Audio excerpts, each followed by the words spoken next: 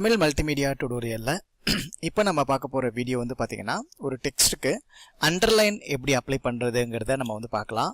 இதற்கு முந்தைய டுடோரியல்ல வந்து பாத்தீங்கன்னா போல்டு இட்டாலிக் எப்படி நம்ம அப்ளை பண்றதுன்னு பார்த்தோம். இப்போ வந்து நம்ம அண்டர்லைன் எப்படி பண்றதுங்கறத பார்க்கலாம். அதை பார்த்துட்டு இதே வேர்டுக்கு திரும்ப வந்து நம்ம வந்து அந்த போல்டு இட்டாலிக் எப்படி அப்ளை பண்ணி பார்க்கறதுங்கிறத நம்ம வந்து பார்க்கலாம். ஃபர்ஸ்ட் இப்போ வந்து அண்டர்லைன்ங்கிற ஒரு டேக் நமக்கு தேவைப்படுது.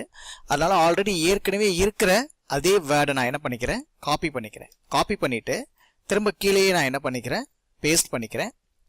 பேஸ்ட் பண்ண உடனே அதே வேர்டு எனக்கு பேஸ்ட் ஆயிடுச்சு. இப்போ வந்து நம்ம என்ன பண்ண போறோம், இதை வந்து அண்டர்லைனா நம்ம வந்து மாற்ற போறோம். அண்டர்லைன்ங்கிற டேக் கொடுக்க போறோம். அதுக்கு என்ன பண்ணலாம்னா அந்த ஐங்கிறத எடுத்துட்டு யூவை நம்ம டைப் பண்றோம். ஸோ யூங்கிற டேக் வந்து இந்த வேர்டுக்கு வந்து நம்ம வந்து அண்டர்லைன் அப்ளை பண்றதுக்காக நம்ம இப்போ கொடுக்க போறோம். ஸோ இப்போ நான் யூன்னு கொடுத்துட்றேன். யூன்னு கொடுத்துட்டு இப்போ நான் வந்து என்ன பண்ண போறேன், ஜஸ்ட் வந்து சேவ் பண்ணிக்கிறோம்.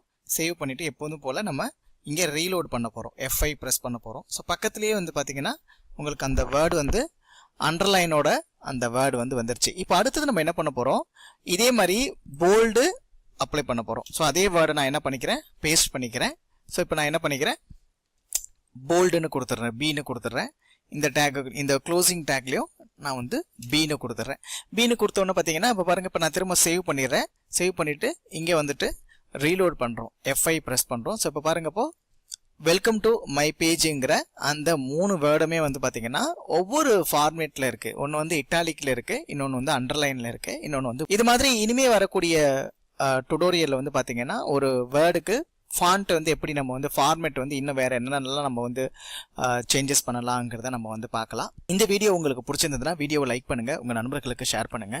வீடியோ பத்தி உள்ள உங்களுடைய சந்தேகங்கள், கேள்விகள் ஏதாவது இருந்ததுன்னா மறக்காம கமெண்ட்ஸ் பகுதியில் சொல்லுங்க.